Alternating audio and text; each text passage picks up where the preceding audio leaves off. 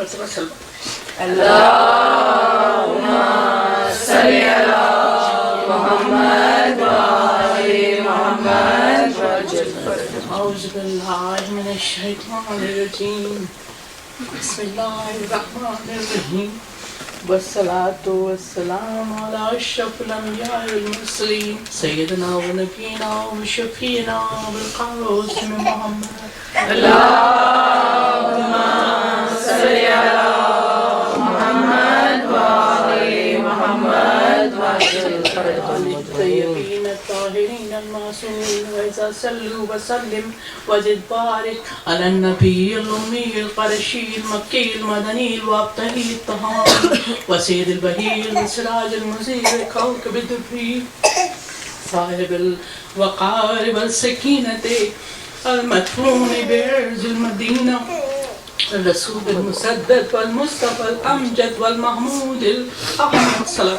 اللہم صلی علی محمد و آل محمد معذرت کے ساتھ ایسے سوچ سلام اور ایسے میرے نیز کے مرثیے کے بعد فضائل سے شروع کرنا ہمت کا کام ہے. کوشش کروں کہ آپ کا فضائل ہو. مرتبہ صلی اللہم صلی علی محمد و آل محمد ارشاد باری تعالیٰ ہوتا ہے سورہ نجم میں بسم اللہ الرحمن الرحیم والنجم النجم اذا ہوا وما ضل صاحبکم وما غوا وما ینطق عن الہوا الا هو وحی یوحی، جس کا ترجمہ آپ سب کے علم میں ہوگا. یہ آیات بھی ہمارے مکتب فکر سے اتنی دفعہ کوٹ کی جاتی ہیں کیونکہ جب ماحول بن گیا ہے آل سعود کے بعد کہ رسول ختم مرتبت کو ریڈیوس کر کے معاذ اللہ ایک پوسٹ مین کی حیثیت دے دی گئی ہے، اور ان آیات کے ہوتے ہوئے کہ تمہارا رسول وہ ہے، بلکہ اس کا آغاز سے مجھے شروع کرنا چاہیے کہ خدا پہلے کس طرح سے اس ذکر کو شروع کرتا ہے. ذکر کس کا ہے، زبان کس کی ہے، الفاظ کس کے ہیں. یہ الفاظ الہیہ ہیں، الوہی ہیں، وحی الہی ہے، خداوند بزرگ برتر کے الفاظ ہیں، لیکن پھر بھی اس پر زور دینے کے لیے، اس کی اہمیت ہم تک پہنچانے کے لیے خدا قسم کھاتا ہے. اور قسم کس چیز کی کھاتا ہے؟ ستارے کی. دیکھیے کلام الہی ہے، اور جس چیز کی قسم کھا رہا ہے وہ ہماری نظر میں اس کی کیا میگنیٹیوڈ، اس کی کیا اہمیت ہے کہ ایک کلاسل پورے اسٹریٹجی کا حصہ ہے ستارہ. خداوند عالم ستارے کی قسم کھا کے ارشاد فرماتا ہے کہ قسم ہے ستارے کی، نہ تمہارا صاحب گمراہ ہوا نہ اس نے مبالغہ کیا، اور وہ تو وحی الہی کے علاوہ کلام ہی نہیں کرتا. وہ وحی الہی کے علاوہ کلام ہی نہیں کرتا، اپنی ذاتی خواہش سے، اپنی نفسانی خواہش سے کوئی کلام ہی نہیں کرتا. آپ انصاف سے سوچ کے انصاف سے بتائیے کہ اس سے بڑی مہر صداقت کی اور حق کی کس نبی کے اوپر آئی ہے جو ہمارے اور آپ کے پیغمبر ختم مرتبت کے لیے نازل ہوئی ہے کہ وہ اپنی خواہش نفسانی سے کلام ہی نہیں کرتا. تو ایسا پیغمبر، ایسا ہادی اور ایسا رہبر جس قوم کو میسر ہو، اگر وہ اس کے قدموں کی خاک اپنے لیے سرما نہ سمجھے تو کم ہے. اور امت کی گمراہی یا بدبختی دیکھیے کہ انہوں نے ایسے رسول کے کسی کی فضیلت آپ نے بیان فرمائی، کسی کے اخلاص کی، ایمان کی تعریف کی، تو پیغمبر کو کہہ دیا گیا کہ پیغمبر ان سے کیونکہ بے تحاشا محبت کرتے ہیں لہٰذا ان کی تعریف میں معاذ اللہ غلو کر جاتے ہیں. یہ وہ پیغمبر تھا کہ جس کی زبان سے نکلے ہوئے ایک لفظ پر مہر الہی کی مہر ثبت ہے، حقانیت الہی کی مہر ثبت ہے. لہٰذا ہم نے جب اس پیغمبر کو یہ کہتے سنا، یہ پیغمبر سے تواتر سے احادیث آئیں اور یہ کہتے سنا کہ دیکھو اگر تم اپنے بارے میں کسی بارے میں گمراہ ہو تو علی کی طرف رجوع کرو، اگر تمہیں کسی معاملے میں شک ہے تو علی کی طرف رجوع کرو، اگر میں تم میں اپنے بعد 2 گراں بہا چیزیں چھوڑے جا رہا ہوں. اور آپ ذاکروں سے سنتے رہتے، مجھے تفصیل میں جانے کی چندہ ضرورت نہیں ہے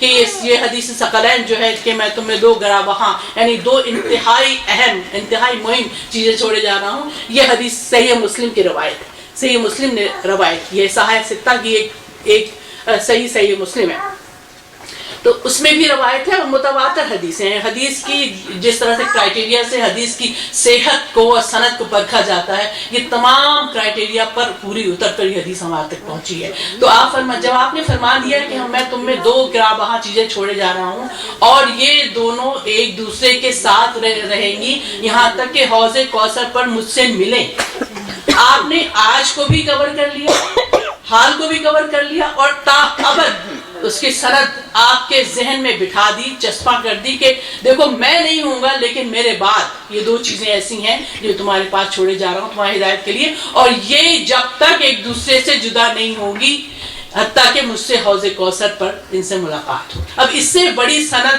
کوئی کیا کہہ سکتا ہے؟ مجھے بڑی ایک طرح سے آئرونک یا کبھی کبھی امیوزنگ بھی لگتا ہے یہ بات کہ کتنا عالم اسلام میں جانشینی کے مسئلے پہ اتنی بحث ہوئی ہے، اتنی جھوٹی سچی چیزیں بہتان حضرت پر باندھا گیا کہ آپ نے یہ نہیں کہا تھا، آپ نے وہ نہیں کہا تھا. اگر آج کے دور میں صرف ساری چیزیں، ساری سند، ساری روایتیں آپ ایک طرف رکھ دیں، کسی بھی چیز کو آپ کنسرن نہ کریں. اگر میں آپ سے صرف ایک بات پوچھوں کہ آپ کے نزدیک ایک کوئی ایسا شخص ہے جو انتہائی معتبر ہے، آپ نے اس کو کبھی جھوٹ کا شائبہ بھی اس کی بات میں نہیں دیکھا، اور وہ آپ سے کسی ایک شخص کے لیے کہتا ہے کہ فلاں شخص اس خصوصیات کا حامل ہے، اتنی فضیلت کا حامل ہے، اگر آپ کو اس کے جانے کے بعد آپ کو اس کا ریپلیسمنٹ یا اس کی جانشینی چاہیے ہوگی تو آپ کسی تیسرے آدمی کو چن کے چانس لیں گے؟ یا آپ کو پتا ہے کہ جو شخص آپ کے لیے اتنا معتبر اور اتنا معزز اور اتنا سند یافتہ ہے، آپ اس کے ورڈ آف ماؤتھ کو کیا نہیں کنسیڈر کریں گے؟ اگر صرف اسی بنا پر عالم اسلام دیکھے کہ جتنی تواتر سے احادیث فضیلت حضرت نے آپ نے اپنے اہل بیت کے لیے اور خصوصاً جہاں تک جانشینی کا سوال ہے علی مرتضیٰ کے حق میں کہی ہے، اسی کے لیے ٹوگیدر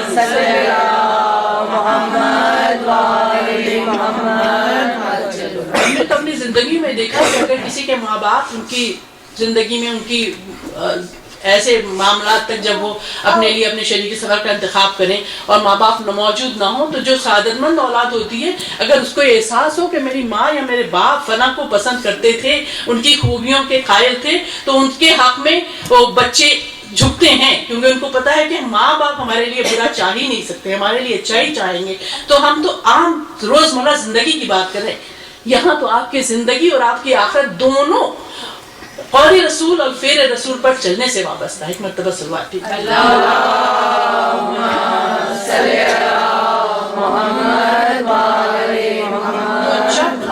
جب ہمیں معلوم ہو گیا کہ ختم مرتبت نے بارہا اتنی دفعہ آپ نے یہ ذکر کیا ہے کہ کس کی بات سنی جائے، کس کی طرف اسپریچول گائیڈنس کے لیے قوم امت رجوع کرے، اور کس کی بات میں کتنا وزن ہے، کس کے طرف آپ رجوع ہوں جب آپ کے درمیان کوئی تنازع ہو، کوئی اختلاف ہو. فیصلے کے لیے کہا غزاکم یا علی، تم میں سب سے اچھا فیصلہ کرنے والے علی ابن ابی طالب ہیں. علم کے لیے آپ کے علم میں ہے کہ جو در علم ہے اس سے بڑھ کے وسیلہ کون ہو سکتا ہے آپ کے لیے. حکمت کے لیے وہی در ہے، حکمت کا در بھی علی ہے اور علم کا در بھی علی ہے. تو بہرحال اتنی تفصیل میں جانے سے بہتر ہے کہ ایک پریسائز پوائنٹ میں آج آپ کو لا کر اور کچھ جملے گزارش کر کے اپنی مجلس کو تمام کروں. تو اگر حضرت نے کہا کہ اہل بیت میرے لیے سفینہ نوح کی طرح، تمہارے لیے سفینہ نوح کی طرح ہیں، جو ان پر سوار ہوا، جنہوں نے ان سے تمسک کیا اس نے نجات پائی. ایک طرف حدیث ثقلین ہے، دوسری طرف سفینہ نوح کی حدیث ہے، اس کے علاوہ ایسی حدیث ہیں کہ اگر ایک بھی حدیث کو امت نے دل سے مانا ہوتا تو جو اہل بیت کے ساتھ سلوک روا رکھا گیا اس میں اس کا ایک شمع بھی نہیں ممکن نہیں تھا. حضرت فاطمہ خیر النساء کے لیے جو حدیث ایک مطلب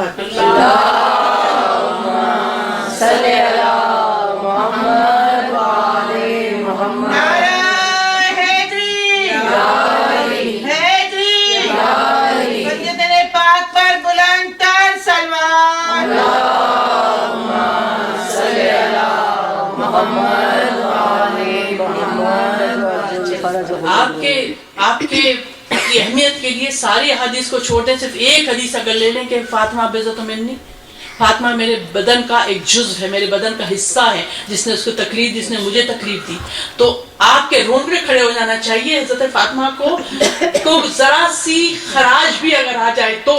اور ہسٹری آپ کے سامنے, تاریخ آپ کے سامنے کہ ہوا کیا حضرت فاطمہ کے ساتھ, شیر خدا کے ساتھ کیا ہوا.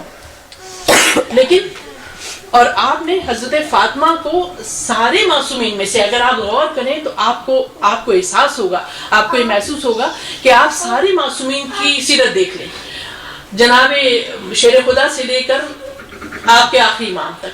لیکن کسی نے, حالانکہ امام حسین نے اتنا بڑا قیام کیا اور اتنی بڑی قربانی پیش کی, لیکن جہاں تک forgiveness کا تعلق ہے, آپ نے کس کو معاف کیا کہ آپ سوچ نہیں سکتے کہ انسان کے دل میں اتنی گنجائش اور جگر میں اتنی قوت ہے کہ آپ سب کو معاف کر سکتے ہیں, سب کو معاف کر سکتے ہیں. آپ دیکھیے تو آپ کی جو آپ کا آخری جملہ تھا, جو آپ نے نصرت طلب کی تھی, نصرت طلب کرنے کا اس موقع پر آپ دیکھیے تو جواز کیا ہے, آپ کا پورا گھر لٹ چکا ہے, جناب علی اصغر تک کی قربانی عمل میں آ چکی ہے, اور آپ اس وقت نصرت طلب کر رہے ہیں. اگر کوئی اس وقت بھی نصرت کے لیے آ جاتا, میرا دل کہتا ہے کہ اگر ہرملہ بھی آتا اور آپ سے معافی مانگ لیتا تو حسین کا دل اتنا بڑا تھا کہ ہرملہ کو بھی معاف کر دیتے, ہرملہ کو بھی معاف کر دیتے. اگر یہ دیکھیے تو اتنی forgiveness, اتنی بخشش اور عطا کے باوجود سب نے اتنا عطا کیا اور اتنی معافی کی.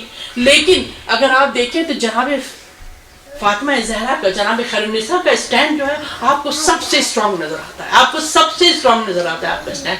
آپ نے نہ صرف یہ کہ اپنا موقف بالکل واضح کر دیا کہ میں فلاں فلاں فلاں فلاں سے راضی نہیں ہوں اور ان کو میرے جنازے پر نہ آنے دیا جائے. کیا آپ سمجھتے ہیں کہ یہ آپ نے ایموشن میں آ کے کیا ہوگا, یا آپ نے صرف اپنے جذبات میں آ کے کہا ہوگا کیونکہ آپ کو اتنی تکلیف پہنچی تھی؟ یقیناً وہ ایک فیکٹر تھا, لیکن آپ چاہتی تھی, میرا دل کہتا ہے کہ آپ چاہتی تھیں کہ جو لوگ حق کی تلاش کریں وہ یہ ڈھونڈ لیں کہ خیر النساء بعزت منی جس کو رسول نے کہا تھا وہ کن کن سے ناراض تھی اور کن کن سے راضی تھی. مطلب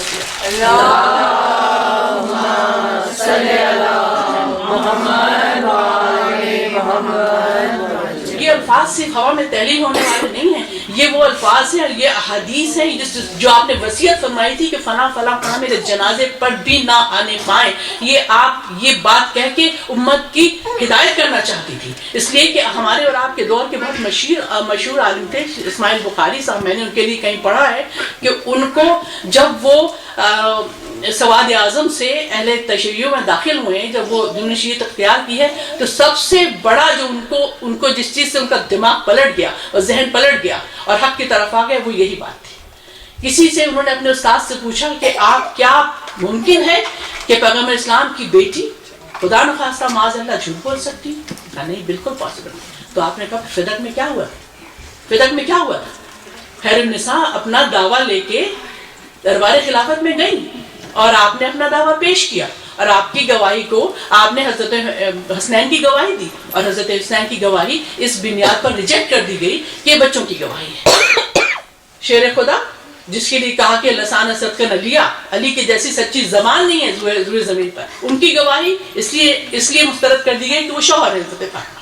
تو وہ پنجتن پاک جن کو ساتھ دیکھ کر اہل نصارہ نے مباہلہ کرنے سے گریز کیا, اہل اسلام میں دربار خلافت میں کسی چھوٹے گاؤں اور کسی ولیج کی بات نہیں تھی, یہ مدینے میں دارالخلافہ کی بات تھی, اور دربار خلافت سجا ہوا تھا, اور آپ کی گواہی کو مسترد کر دی. ام ایمن کی گواہی آپ لے کر آتی ہیں. ام ایمن کون تھی آپ کو سب کو معلوم ہوگا, وہ کنیز تھی جو کہ حضرت نے جناب فاطمہ کو دیا تھا, ترکے میں دیا تھا, ورثے میں دیا تھا, جو چاہے اسے کہہ لیں. اور آپ یہ دیکھیے کیا بصارت تھی آپ کی, ذرا فاطمہ کی عمر دیکھیے, آپ 18 سال کی تھی جب آپ کی رحلت ہو گئی, جب آپ کی شہادت ہو گئی, 18 سال کی تھی. یہ کوئی معمر خاتون نہیں جنہوں نے پوری دنیا دیکھی ہوئی تھی, 18 برس کی, اور آپ کی بصیرت دیکھیے کہ آپ اس کو گواہی میں لے گئی جو کہ خود ورثہ تھی, اور آپ کے ورثے کو مسترد کیا جا رہا ہے, اور آپ جس گواہ کو لے کے گئی وہ خود ورثے کا حصہ ہے. بہرحال ام ایمن کی گواہی مسترد ہوئی, حسنین کی گواہی مسترد ہوئی, آپ کے جناب امیر کی گواہی مسترد ہوئی, اور فدق کا فیصلہ جناب فاطمہ کے خلاف. تو یہ وہ وجہ تھی جس سے شاہ اسماعیل بخاری کنورٹ ہوئے اور انہوں نے کہا نہیں, جو رسول کی بیٹی کی بات کو جہاں رد کیا گیا وہ صحیح تو نہیں ہو سکتا, وہ عقیدہ وہ فرقہ صحیح راہ پہ تو نہیں ہو سکتا. لہٰذا آپ کے سامنے 20ویں صدی کے عالم تھے, کوئی پرانی بات میں نہیں کر رہی ہوں. تو یہ وجہ تھی. مجھے یہ سمجھ میں آتا ہے کہ جناب فاطمہ کا اتنا اسٹرانگ اسٹینڈ جو تھا وہ اس وجہ سے تھا تاکہ لوگوں کی خیر کی طرف رہنمائی ہو سکے.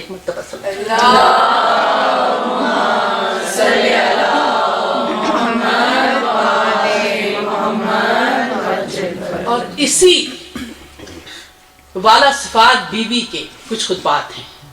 اب کی جب محرم کی مجالسیں ہوئیں, مجالسیں اتنی زبردست مجالس ہوئی ہیں کہ کتنے لوگوں کی رہنمائی ہوئی ہوگی. اور محمد رضا داودانی صاحب نے ایک دن ایک جملہ کہا تھا, وہ جو شاید میرے دل کو وہ چھو گیا, کہ آپ کا بس کام یہ ہے کہ آپ علوم اہل بیت کو ایک دوسرے تک پہنچائیں. اگر آپ چاہتے ہیں کہ اہل بیت کی لیے کوئی خدمت کریں یا اہل بیت کی کے مشن کو آگے بڑھائیں, تو آپ صرف اتنا کریں کہ آپ علوم اہل بیت کو دوسروں تک پہنچائیں.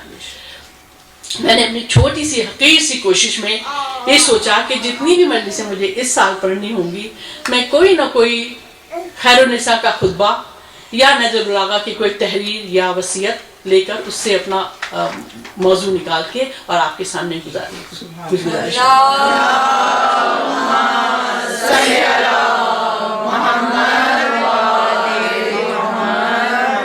آپ کا مشہور ترین خطبہ فدق, ویسے تو اور بھی خطبات ہیں بلکہ بچوں کے لیے اور سب کے لیے, اگر آپ کمپیوٹر فرینڈلی ہیں, اگر سیوی ہیں, کمپیوٹر سیوی ہیں آپ, تو سارا موجود ہے انٹرنیٹ پہ. اگر آپ جناب خیر النساء کے اور جناب ثانیہ زہرا کے خطبات میں ترجمے کے ساتھ, اور اس کلاس کا ترجمہ کیا ہوا ہے شاید ابن حسن جعفری صاحب نے کیا ہے, کہ آپ کو ایسا محسوس ہوگا کہ کوئی گویا جناب فاطمہ نے اردو میں خطبہ دیا تھا. بالکل ترجمے والی کوئی بات ہی نہیں, اس میں اتنا بامحاورہ اور اتنا سجل ترجمہ کیا ہوا ہے. تو اگر پڑھنا چاہیں تو آپ خود اس سے قصب فیض کر سکتے ہیں. اس خطبے میں ویسے تو بہت طویل خطبہ ہے جس میں کہ آپ نے خدا کی حمد و ثنا, اپنے فضیلت مآب پدر بزرگوار کی حقانیت اور عرفان کا تذکرہ کیا. اس کے بعد آپ آ جاتے ہیں حضرت علی مرتضیٰ. پھر آپ نے چند جملے ارکان اسلام کے ہیں جو ہماری عبادات ہیں اور فروع دین ہے, ان کے بارے میں کہا ہے. آپ دیکھیے, ایک طرف آپ ذہن میں رکھیے کہ یہ محض 18 سال کی نوجوان خاتون ہے, اور دوسری طرف آپ کے الفاظ دیکھیے. آپ فرماتی ہیں کہ بعد حمد و ثنا, بعد مدح پیغمبر اور عرفان حقانیت جناب ابو تراب, آپ فرماتی ہیں کہ ہم نے میرے والد نے تمہیں درس دیا نماز کا. نماز سے اب ایک جملے میں آپ نے ایک چیز کی فلسفی بیان کی ہے جو کہ انتہائی انٹلیکٹ اور انتہائی علم کے اعلیٰ ترین درجے سے فائز ہونے کے بعد ہی آ سکتی ہے. آپ فرماتی ہیں کہ نماز سے تم نماز قائم کرو گے اخلاص سے تو تکبر سے دور رہو, تمہارے لیے تکبر سے دور رہنے کا.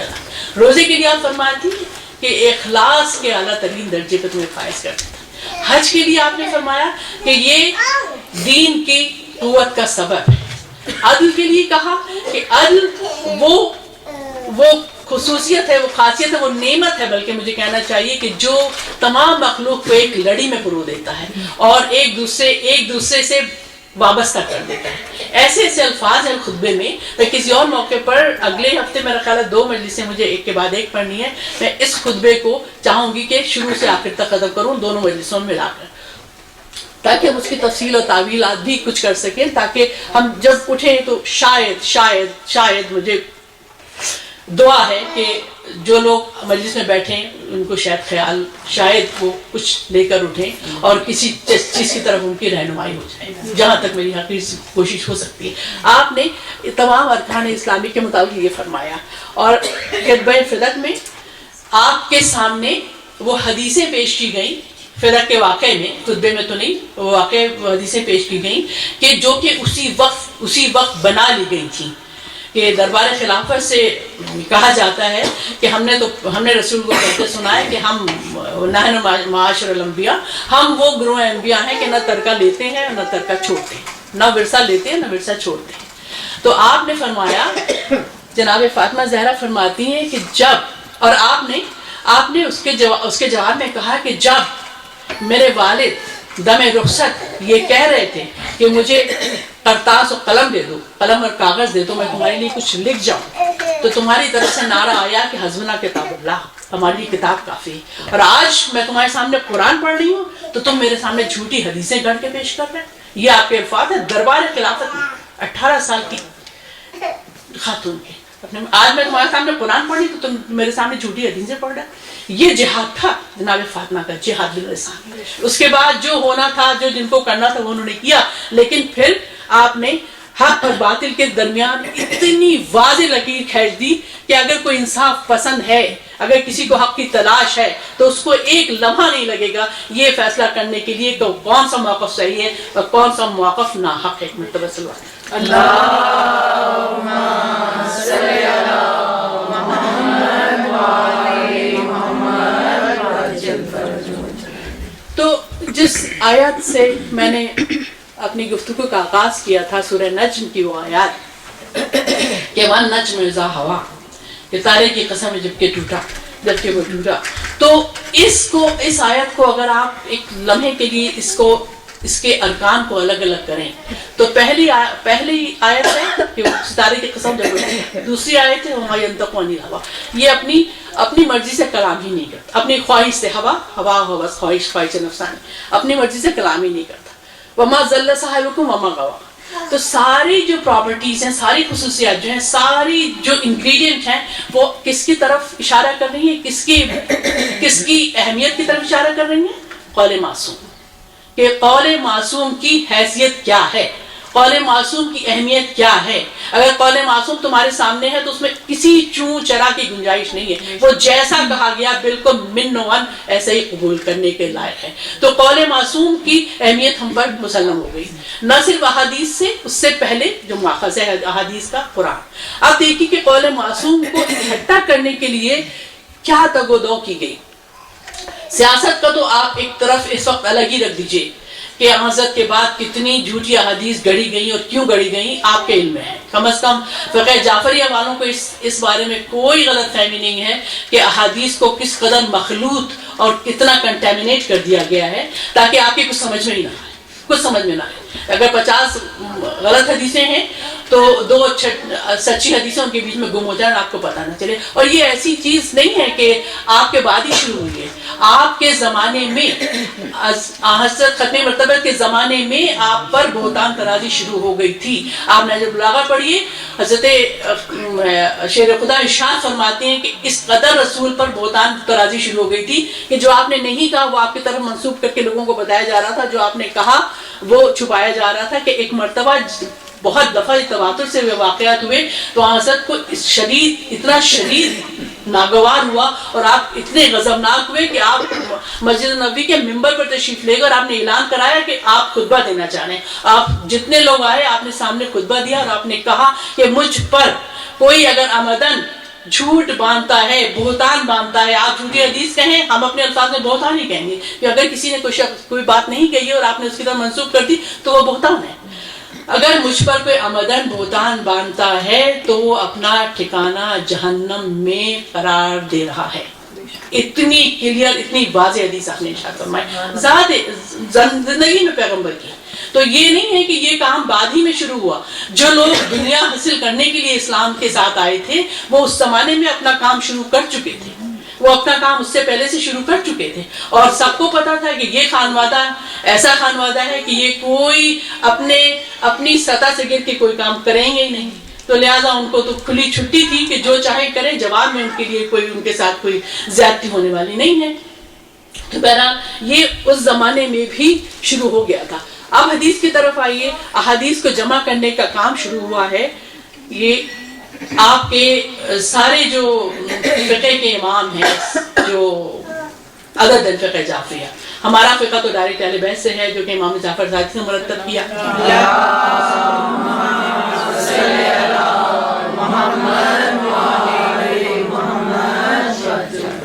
امام ابو حنیفہ, امام مالک, امام حنبل, امام احمد بن حنبل, امام شافعی, یہ چاروں جو فقہ ہیں یہ 192 میں ان کا آخری فقیر دنیا سے رخصت ہوتا ہے، 192 سے پہلے. اور یہ چاروں فقہ ہمارے سے وجود میں آ چکے ہیں. کچھ لوگ حنبلی فقہ فالو کر رہے ہیں، کچھ شافعی کر رہے ہیں، کچھ مالکی کر رہے ہیں. اچھا، اور جو احادیث کی صحاح ستہ ہیں وہ آپ کے سامنے ہیں. صحیح مسلم، صحیح بخاری، سنن ابن ابی داؤد، سنن ابن ماجہ، نسائی. یہ حدیث کی کتابیں جو ہیں یہ جب تک چاروں فقیہان اہل سنت آ کر رخصت ہو چکے، اس کے بعد حدیث کے جمع کرنے کا کام شروع ہوا ہے. تو حدیث 192 سن ولادت ہے امام بخاری کا. امام بخاری پہلے ہیں جنہوں نے حدیث جمع کی. امام بخاری کی جب ولادت ہوتی ہے تو چاروں امام اپنی اپنے فقہ دے کر جا چکے ہیں. تو ایک بہت ہی دلچسپ سوال ڈاکٹر سلمان ترابی نے اسٹیبلش کیا. میں ان کے اٹلانٹا کی حدیث سن رہی تھی، مجلس سن رہی تھی 2 اکتوبر کی غالباً، ابھی اسی عشرے کی. تو اب حالانکہ ہر ایک کی یہ علم میں ہے سارے علماء کی، لیکن سوچنے کا انداز ہوتا ہے.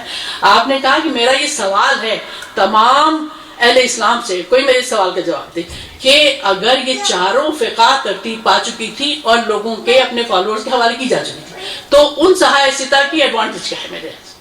اب بتائیے کہ آپ فقہ کس پہ بیس کرتے ہیں؟ قرآن کی تعبیر جو کہ حدیث ہے.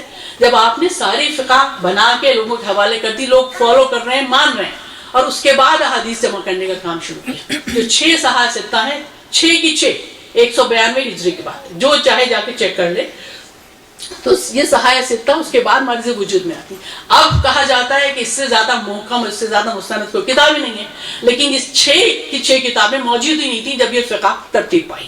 تو بس یہ ایک اوپن سوال ہے، اس سے مجھے کچھ کنکلوڈ نہیں کرنا ہے، لیکن یہ سوال تو مہم ہے کہ جب ان پوری 4 کی 4 فقہ کا کوئی ضرورت ہی نہیں پڑی، نہ امام بخاری کی، نہ نسائی کی، نہ امام مالک کی، کسی کی ضرورت نہیں پڑی، تو پھر ان کتابوں کی اہمیت کیا رہ جاتی ہے؟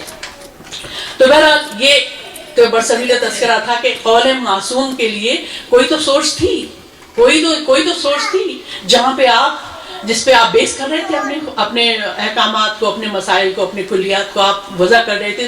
کوئی تو بیس تھی قرآن حکیم کے علاوہ بھی، کیونکہ قرآن میں تو ہر چیز کی تعبیر نہیں ہے. یہ تو مسلمہ بات ہے کہ ہر چیز کی اشارہ ہے، ہنٹ ہے، اشارہ ہے، احکامات ہیں، لیکن پوری تفصیل کہیں نہیں ہے. کتنے احکامات کی تفصیل قرآن میں نہیں ہے. آپ کو رسول کی ضرورت ہے. جبھی تو حسبنا کتاب اللہ کا نعرہ بالکل بودا تھا، اس لیے کہ حسبنا کتاب اللہ اگر ہوتا تو پھر رسول کی ہستی ہی کی ضرورت نہیں تھی. سب کے پاس کتابیں آ جاتی نصاب کی طرح، وہ سب پڑھ کے خود بخود قابل ہو جاتی اگر اس قابل ہوتے تو بہرحال جب یہ کتابیں ہمارے سے وجود میں نہیں تھی اس وقت، تو کس سورس پہ یہ فقہ کو بیس کیا گیا ہے؟ آپ کے سواد اعظم کے سب سے بڑے، جس کو سب سے زیادہ دنیا میں مانا جاتا ہے، جس کی فقہ کو امام ابو حنیفہ، سب جانتے ہیں کہ سب سے بڑا فرقہ جو ہے حنفی فرقہ. آپ کی زندگی کے آخر کے 2 سال امام جعفر صادق کی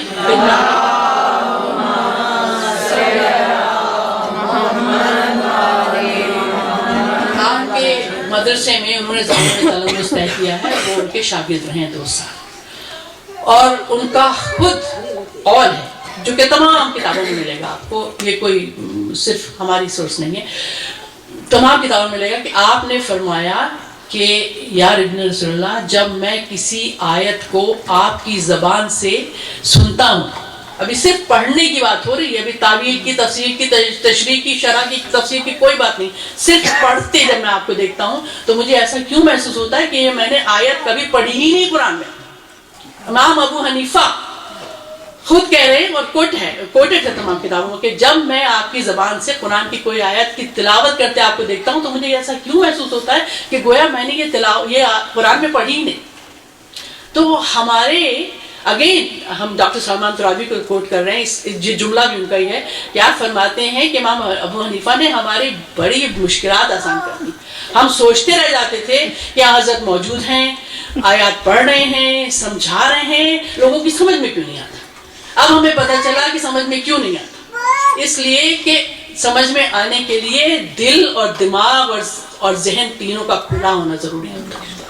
تینوں کا کھلا ہونا ضروری ہوتا ہے، کیونکہ جب حضرت کی زبان سے آیت پڑھی گئی اور لوگوں کو سمجھ میں نہیں آئی یا انہوں نے نہیں سمجھنا چاہا اگر میں کہوں، تو وہی بات سبت رسول کی زبان بھی آپ کے لیے گرہ کشائی نہیں کرے گی، کیونکہ آپ وہ سننا ہی نہیں چاہتے یا آپ سمجھنا ہی نہیں چاہتے. تو بڑا ویلڈ سوال ہے. آپ دیکھیے کہ اگر رسول پر بہتان باندھا جا رہا تھا یا تو عمدن تھا یا سیون تھا. اگر سیون تھا تو آپ کی سمجھ کا قصور ہے، اگر عمدن تھا تو آپ کا بے ارادہ ہے، آپ نے ارادتاً کیا، تو اس کا مطلب آپ کا کوئی نہ کوئی ہڈن ایجنڈا ہے جس کی وجہ سے آپ یہ کر رہے ہیں.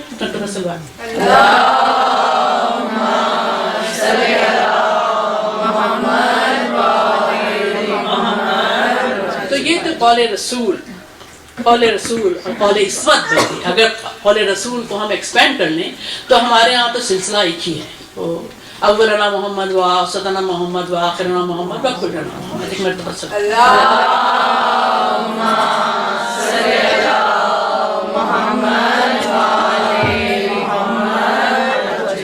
کیونکہ آپ کو کوئی حدیث ایسی نہیں ملے گی، چاہے آپ کے پانچویں امام نے روایت کیا اور چوتھے امام نے روایت کیا، تیسرے امام نے کیا یا آخری نے کیا، کہ انہوں نے اس کا پورا آپ کو سلسلہ نہ بتایا ہو کہ میرے والد نے مجھ سے، ان کے والد نے ان سے، ان کے والد نے ان سے، اور آخری جو سورس ہوتی ہے وہ آج تک نہیں. تو یہ سلسلہ تو وہی ہے، کیونکہ ظاہر ہے پیغمبر کے بعد دین الہی تو مستند ہو گیا، اس کو پسند کر لیا گیا اور اس کو سند دے دی گئی تکمیل کی. تو نیا دین تو آنے والا نہیں ہے، لہٰذا آپ کو اگر آپ کی سورس انٹیکٹ ہے تو آپ کی ہر سورس پیغمبر ختمی مرتبہ تک جانی چاہیے. اس کے علاوہ کوئی چیز مستند ہے ہی نہیں، یہی سند ہے اور یہی اول و آخر ہے. تو لہٰذا آپ کی سند تو حضرت تک ہی جاتی ہے اور حضرت ہی سند ہے، جو کہ اگر دیکھا جائے تو وہ ایک طرح سے قرآن ہی ہے، کیونکہ قرآن کس نے بتایا؟ حضرت نے. ہمیں کیا پتا قرآن میں کیا نازل ہوا اگر ہمیں حضرت نہ بتاتے. تو قرآن اور حدیث میں صرف ایک ہی فرق ہے کہ قرآن میں متن بھی خدا کا ہے اور الفاظ بھی خدا کے ہیں، اور حدیث میں متن خدا کا ہے اور الفاظ پیغمبر ختم مرتبہ کے ہیں. یہی تو فرق ہے قرآن میں، الفاظ پیغمبر کے ہیں لیکن مفہوم خدا کا ہے. تو بس یہی ایک چھوٹا سا فرق ہے جو قرآن میں اور حدیث میں.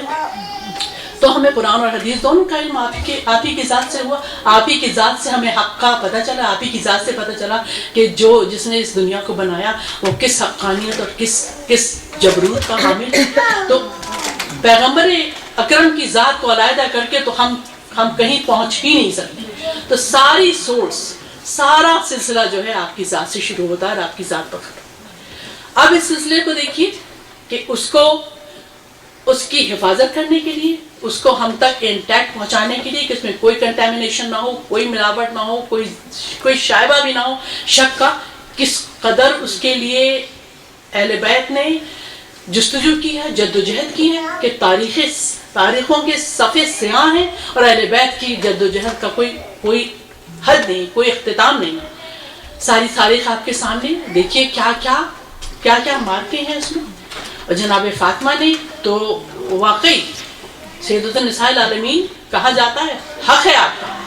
سیدۃ النساء العالمین کہہ کے تو صرف عورتوں کی آپ کو سردار کہا گیا، لیکن آپ کی علم اور انٹلیکٹ اور حکمت وہ ہے کہ آپ کسی بھی معصوم سے پیچھے، کسی بھی کیوں نہ ہو، جو ذات مقدسہ ہے، کیا مرتبہ ہوگا کہ جس کا تعارف کرایا جا رہا ہو حدیث قصہ میں اس چادر کے نیچے جہاں پیغمبر موجود ہوں، جہاں علی مرتضیٰ موجود ہوں، اور جب فرشتے پوچھیں کہ یہ چادر کے نیچے کون ہے تو ارشاد قدسی ہو کہ ہم فاطمہ و ابوہا و بالہا و بنوہا.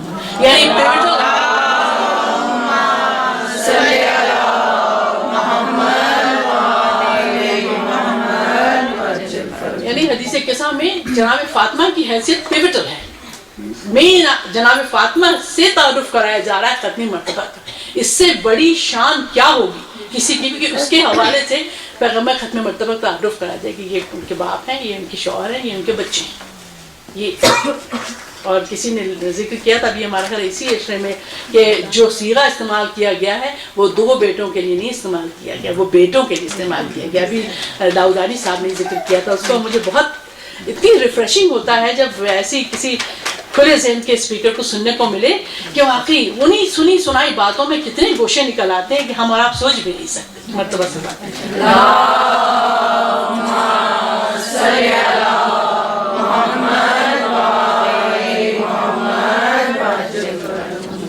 بے وجہ نہیں ہے کہ جب جناب خیر النساء کے لیے لوگوں نے مدح لکھنے کی کوشش کی تو کیسے کیسے شعر تخلیق ہوئے ہیں، کیا کیا اشعار ہوئے ہیں.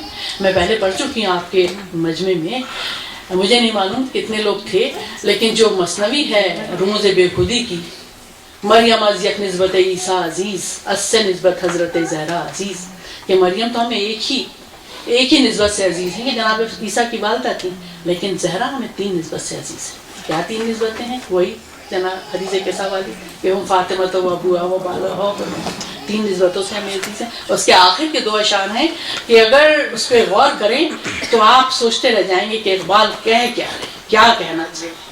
فرماتے ہیں رشتہ آئین حق زنجیر پاست، رشتہ آئین حق زنجیر پاست، پاس فرمانے جناب مصطفیٰ. اتنی فارسی تو ہم لوگ سمجھ لیتے ہیں، میرا خیال ہے. میں ترجمہ کر دیتی ہوں کہ آئین حق کا رشتہ جو ہے میرے پیروں کی زنجیر بنا ہوا ہے. آئین حق اسلام، آئین حق کا رشتہ میرے پیروں کی زنجیر بنا ہوا ہے. اور پاس فرمانے جناب مصطفیٰ، مجھے جناب مصطفیٰ کے فرمان کا پاس ہے. میں ان کے فرمان کے پاس میں یہ نہیں کر رہا، ورنہ گردے تربتش گردیدہ سجدہ بر خاک او پاشیدہ، ورنہ میں جناب فاطمہ کی قبر کے گرد طواف کرتا اور ان کی قبر کی مٹی پر سجدے کرتا. اللہم صلی علی محمد وعلی محمد. یہ ہے اقبال جنہیں آپ حکیم الامت کہتے ہیں، لیکن ان اشعار کو مجموعوں سے نکال دیا جاتا ہے. ان اشعار کو نئے مجموعوں میں آپ کو نہیں ملیں گے. یہ اشعار علامہ شذابی کہا کرتے تھے کہ میں ہر کتاب کا پہلا نسخہ خریدتا ہوں، پہلا نسخہ ہر کتاب کا خریدتا ہوں، کیونکہ اس کے بعد امتداد زمانہ اس میں بڑی تحریفیں ہو جاتی ہیں. تو پہلے نسخے میں جو ہوتا ہے وہ بعد میں آپ کو نہیں ملتا. تو اس مثنوی میں بھی آپ کو بہت ہی کچھ رد و قدم ملے گی. بہرحال تو یہ آپ کا عرفان جسے آپ کا عرفان ہو جائے. ورنہ 18 سال کی عمر ہی کیا ہوتی ہے. اگر آپ دیکھیں 18 سال کی عمر میں تو انسان، ہم لوگ سمجھتے ہیں کہ ابھی ہم نے تو زندگی شروع ہی نہیں کی ایک طرح سے. اور یہ 18 سال کی عمر میں آپ اس جہان فانی سے رخصت ہو کے اپنے والد سے ملاقات کے لیے جا چکی ہیں. اور اسی دوران میں آپ نے جس شار ارشادات ہیں، آپ کی سیرت ہے، آپ کی افعال ہیں، آپ کے جو ایک خطبہ ہے شاید کبھی زندگی نے مہلت دی تو وہ خطبہ آپ نے مدینے کی عورتوں سے کہا ہے، جو آپ کا دل میں جو آپ کی جو غم تھے، جو غم اندوہ تھے، جو آپ اسلام کو جس طرح جاتے دیکھ رہی تھی، اس پہ جو آپ نے مدینے کی عورتوں سے خطبہ دیا، اتنا وہ سخت خطبہ ہے کہ اگر پڑھیں تو شاید رونگٹے کھڑے ہوتے ہیں. جو آپ نے لوگوں کو آئینہ دکھایا ہے کہ تمہارے لیے رسول نے کیا کیا اور تم نے ان کے ساتھ کیا کیا. تو بہرحال یہ چیزیں، اب یہ تو زمانہ ایسا ہے کہ ہمارے پاس تو 1% بھی عذر ہے ہی نہیں کہ ہم نہیں پڑھ سکتے. آپ نے کلک کیا اور آپ کو ہر چیز کمپیوٹر پہ نظر آ جاتی ہے. تو خطبے ہیں، ان کے ترجمہ ہے، ان کی تفاسیر ہیں، پھر علماء کے اس پہ فٹ نوٹس ہیں، پیش لفظ ہے، بڑی گراں چیزیں ہیں. واقعی علماء حق نے حق ادا کیا ہے ہدایت کا. ایک مرتبہ سلوات بھیجیے.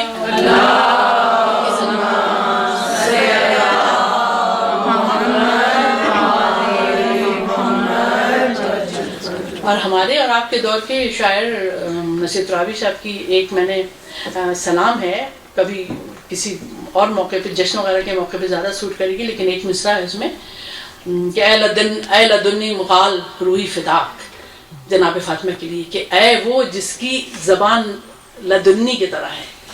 علم لدنی جو خدا سے براہ راست لیا ہوا علم. حضرت کو، جناب شیر خدا کو صاحب علم لدنی کہتے ہیں، آپ حضرت فاطمہ کے لیے کہتے ہیں اے لدنی وقال روحی فداک، اے وہ کہ جس کی زبان الہی کو ارشاد کرتی ہے میری روح آپ پر فدا ہو. بڑے اشعار ہیں، بڑے مارکے کا ہے وہ سلام جو ہے.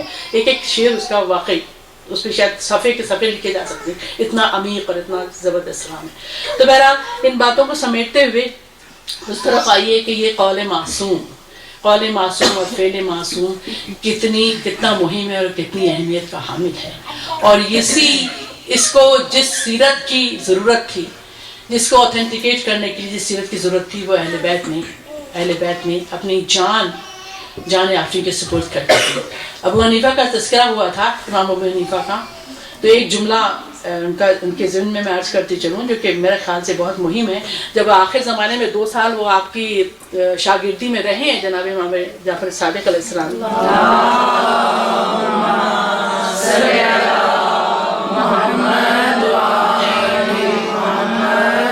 انہوں نے اپنی فقہ کا مسودہ آپ کی خدمت میں پیش کیا اور آپ سے سند چاہی. آپ نے چاہا کہ امام اس کو انڈورس کر دیں، اس کو سند دے دیں.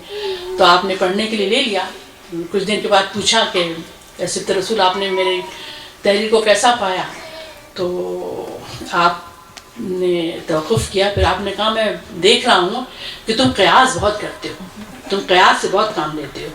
خیال رہے کہ جس نے پہلا قیاس کیا تھا اول قاسا وہ ابلیس تھا. جس نے پہلا قیاس کیا تھا وہ ابلیس تھا. یہ آپ نے ان کی کتاب کے متعلق کہا ان سے. تو یہ اتنا کافی ہے آنکھیں کھولنے کے لیے کہ جس نے پہلا قیاس کیا تھا وہ ابلیس تھا. تو بہرحال یہ چیزیں ہیں، لوگوں کی اپنی اپنی سروسز ہیں، لوگوں کی اپنی اپنی خدمات ہیں. لیکن ظاہر ہے آپ کتنی بھی خدمات کر لیں، مجھے یقین ہے کہ انہوں نے اپنے لحاظ سے بے تحاشا کنٹریبیوشن ہے. پوری کی پوری فقہ مرتب کرنا کوئی آسان کام نہیں. لیکن مجھے یہ سمجھ میں نہیں آتا جب آپ کو یہ بھی پتا ہے کہ ایک آیت اگر سبت رسول پڑھیں تو آپ کو لگتا ہے کہ آپ نے یہ آیت پہلے پڑھی نہیں تھی. اور ایک اور جملہ ہے آپ کو بہت مشہور ہے، آپ نے سنا ہوا ہوگا، میں اشارہ کرتی چلوں کہ میں اگر نعمان آپ کی خدمت میں نہ آتا، یہ 2 سال میرے لیے ایسے تھے کہ اگر میں 2 سال آپ کی خدمت میں نہ آتا تو میں گویا ہلاک ہو جاتا. یہ ہلاک کا لفظ آپ نے پہلے بھی سنا ہوا ہوگا. تو یہ بھی ہے کہ آپ سند کے لیے پیش کر رہے ہیں. جب آپ جس کے پاس سند کے لیے پیش کر رہے ہیں اس سے پورے کا پورا اقتصاد علم کیوں نہیں کر دیتے؟ آپ کے سامنے موجود ہے اور آپ کو اتنا بھی عرفان ہو گیا ہے، اگر پہلے نہیں تھا تو اب ہو گیا کہ آپ کی زبان سے ایک لفظ اگر سنتا ہوں، ایک جملہ سنتا ہوں، ایک آیت سنتا ہوں تو مجھے ایسا لگتا ہے کہ میں نے گویا قرآن میں یہ آیت دیکھی ہی نہیں، پڑھی ہی نہیں. اتنی چیزیں واشگاف ہوتی ہیں محض آپ کے پڑھنے سے. ابھی تفسیر اور شرح نوبت نہیں آئی، صرف پڑھنے سے اتنی چیزیں واضح ہوتی ہیں یا اتنا آپ کو نور محسوس ہوتا ہے کہ آپ کو لگتا ہے کہ آپ کے علم میں یہ آیت تھی نہیں، آپ نے پہلے دیکھی نہیں قرآن. تو اگر ایسے لوگ موجود تھے تو ان کی طرف چلیے ہم سمجھ سکتے ہیں کہ بادشاہوں کو خطرہ تھا. بادشاہ نہیں چاہتے تھے کہ عوام آپ کی طرف راغب ہوں کیونکہ ان کی حکومت خطرے میں پڑتی تھی. لیکن یہ ائمہ حدیث کے سامنے کون سا اقتدار تھا، کون سا ان کے سامنے دنیا تھی؟ وہ تو کم از کم اپنا قبلہ درست کر کے راہ حق کی طرف جا ہی سکتے تھے. یہ سوال ویلڈ ہے یا نہیں ہے کہ وہ تو راہ حق کی طرف جا ہی سکتے تھے؟ ہم سیاست کو الگ چھوڑ دیتے ہیں کہ ان کو دنیا چاہیے ہوتی ہے، چلیے آپ دنیا کمائیے، لیکن یہ تو دینی کمانے کے لیے تفسیر اور فقہ اکٹھا کر رہے ہوں گے، ظاہر دنیا کمانے کے لیے تو نہیں کر رہے ہوں گے. تو ان کو تو کم از کم کسب فیض کرنا چاہیے تھا کم از کم. تو بہرحال یہ ساری باتیں ہوتی رہیں گی.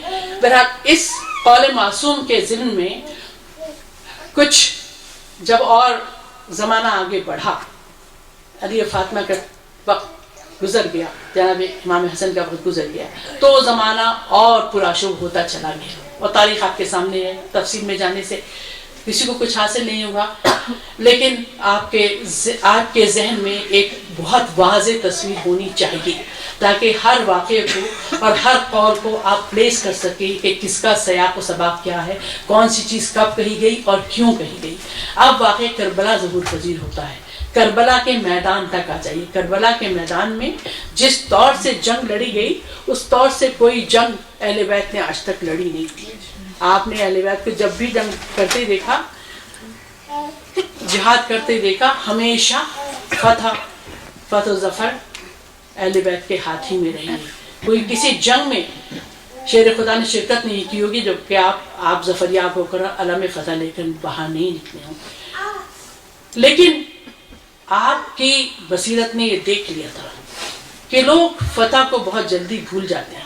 فتح و ظفر کچھ دیر کے لیے آپ کے ذہن میں رہتی ہے، آپ بھول جاتے ہیں. اب جو جنگ لڑنی تھی اہل بیت کو، وہ ایسی جنگ تھی آپ کو صداقت کی کہ وہ دنیا ختم ہو جائے لیکن اس جنگ کا آؤٹ کم، اس جنگ کا نتیجہ اور اس جنگ کا اثر لوگوں کے ذہنوں سے محو نہ ہو سکے. لہٰذا جنگ کربلا جس طرح سے ترتیب دی گئی، جس طرح سے انجام پائی اور جس طرح سے اس کے بعد اس کی ترویج و اشاعت کی گئی، وہ ہمارے اور آپ کی ہدایت کے لیے ہے اور بس. اس کے علاوہ کچھ نہیں ہے.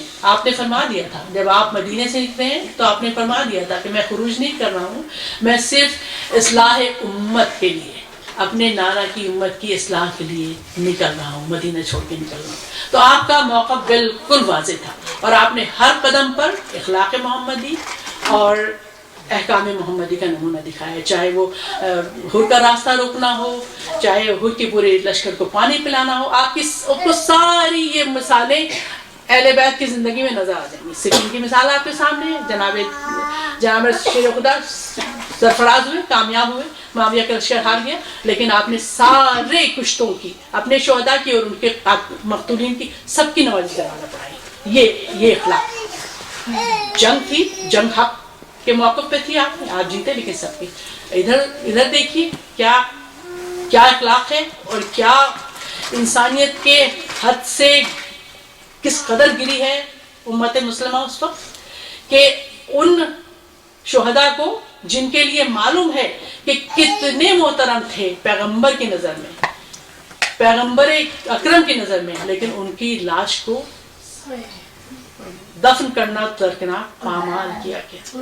ایک بات صرف ایک بات واقع کربلا کے سارے واقعات آپ بھول جائیں, صرف ایک بات کہ سارے مقتولین کے, سارے شہداء کے جسد خاکی ہٹا لیے گئے کسی نہ کسی رشتے سے, کسی نہ کسی حوالے سے. اگر کوئی بے آسرا, کوئی بے سہارا تھا تو علی و فاطمہ کا بیٹا, رسول کا جگر بند حسین ابن علی, ان کی لاش پامال کی گئی اس لیے کہ عمر سعد کو فتح کا جشن منانا تھا. جب پامال کرنے کے لیے احکام دیے گئے تو کہا ٹھیک ہے, ہم نے پورا لشکر حسین کا تباہ کر دیا, خیمے جلا دیے گئے, آگ لگا دی, لیکن ابھی طبیعت سیر نہیں ہوئی. جب عرب میں کسی کی توہین کرنا چاہتے ہیں تو اس کی لاش کو پھر گھوڑے دوڑا دیتے ہیں. اس قدر شقی القلب معاشرہ کہ اس کی لاش کو رون دیتے ہیں. تو لہٰذا جگر گوشہ بطول کو گھوڑوں سے پامال وہ جگر گوشہ بطول کہ جب صبح عاشور آئی ہے تو آپ فرماتے ہیں مرزا دبیر نے کیا عکاسی کی ہے جناب امام حسین کی دعا کی. اس وقت آپ کے ذہن میں یاد ہوگا 9 ذی الحج کے جو آپ نے خطبہ دیا, اس میں ایک جملہ تھا جو عاشورے کے دن میں نے عرض کیا تھا کہ آپ فرماتے ہیں خداوند عالم سے کہ جس نے تجھے کھو دیا اس نے کیا پایا, اور جس نے تجھے پا لیا اس نے کیا کھویا. یہ اسٹینس تھا حسین کا, یہ اسٹینس تھا حسین ابن علی کا کہ سب کچھ کھونے کے بعد بھی وہ سرفراز تھے, سب کچھ کھونے کے بعد بھی اپنے ششمائے کو قربان کرنے کے بعد بھی حسین ابن علی سرفراز ہے. اور اتنی اس کے دل میں طاقت ہے, اتنی جگر میں قوت ہے کہ وہ حلم ناصر جلسلہ کی صدا بلند کر رہا ہے کہ اگر ابھی بھی کوئی تائب ہو کر آ جائے تو حسین معاف کرنے کے لیے تیار ہے, حسین معاف کر کے گلے لگانے کے لیے تیار ہے. تو آپ فرماتے ہیں غم مجھ کو ہے غم کا نہ, خوشی مجھ کو خوشی ہے, تو سر پہ ہے حاجت, تو سر پہ ہے بندے کو, تو سر پہ حاجت نہیں بندے کو کسی کی, تو سر پہ حاجت نہیں بندے کو کسی کی. ہاں ایک ہے حاجت حسین ابن علی کی, بے پردہ میں دیکھوں نہ نواسی کو نبی کی, بے پردہ میں دیکھوں نہ نواسی کو نبی کی, بے پردہ جو ہوں تو میں پیوند زمیں ہوں, اور یوں تیری مرضی ہے تو باہر بھی نہیں ہوں, اور یہ تیری مرضی ہے تو باہر بھی نہیں ہوں. کیا کاسی کی مرزا دبیر نے اس وقت کی اس دعا کی کہ جو آپ کی کیفیت ذہنی اور آپ کے مورل ویلیوز کے عین مطابق ہے. آپ فرماتے ہیں کہ یوں تیری مرضی ہے تو باہر بھی نہیں ہوں. یہ موقع وہ تھا کہ جب حسین ابن علی نے شدت سے اپنے بھائی کو یاد کیا, جناب عباس علمدار کو یاد کیا ہے. آپ کو ان کی رخصت کے جملے یاد ہوں گے. جب عباس علمدار رخصت کے لیے تشریف لائے ہیں تو دو جملے ہیں تاریخ میں کہ ایک جناب زینب کا کہ مجھے بابا بتایا کرتے تھے کہ زینب تمہارے بازو میں رسن بنے گی, تمہاری چادریں چھینی جائیں گی, اور میں سوچتی تھی کہ بابا نے کہا ہے تو یقیناً حق ہے, لیکن جس کے 18 بھائی ہو اور جس کے بھائیوں میں عباس جیسا بھائی ہو, کس کی مجال ہے کہ اس کی چادر کو ہاتھ لگائے، لیکن عباس تم نے رب کی اجازت دی. اب زینب کو یقین ہو گیا کہ میری چادریں بچھنے گی، میرے بازو میں نظر نہیں بندھے گی. اور ایک جملہ سید الشہداء کا کہ جناب عباس جب رخصت کے لیے جانے لگے تو کہا عباس جاؤ، عباس جاؤ، خدا حافظ و ناصر. لیکن ایک جملہ حسین کہنا چاہتا ہے کہ آج تک جو آنکھیں تمہارے خوف سے سو نہیں پاتی تھی وہ چین سے سوئیں گی، اور وہ آنکھیں جو تمہاری نگہبانی کی وجہ سے چین سے سویا کرتی تھی، ان آنکھوں سے نیند کوسوں دور ہوگی. جناب امام سجاد کے گھر کا واقعہ ہے. ایک مرتبہ آپ اپنے مصاحبوں کے ساتھ تشریف فرماتے ہیں، ایک چھوٹا سا بچہ چلتا ہوا آپ کے دربار میں آ جاتا ہے. جناب ناظرین اٹھ کے کھڑے ہو گئے، اس بچے کو خوش آمدید کہا، تعظیم کی، اپنے پاس بٹھایا. لوگ چونک گئے کہ امام علی مقام یہ کون سا بچہ ہے، یہ کس کو پسند ہے کہ آپ اتنی تعظیم و اکرام کر رہے ہیں. آپ کی آنکھوں سے آنسو جاری ہو گئے. کہا تم نہیں جانتے اس بچے کا مقام کیا ہے. یہ میرے چچا عباس کا بیٹا ہے، یہ میرے چچا عباس کا فرزند ہے.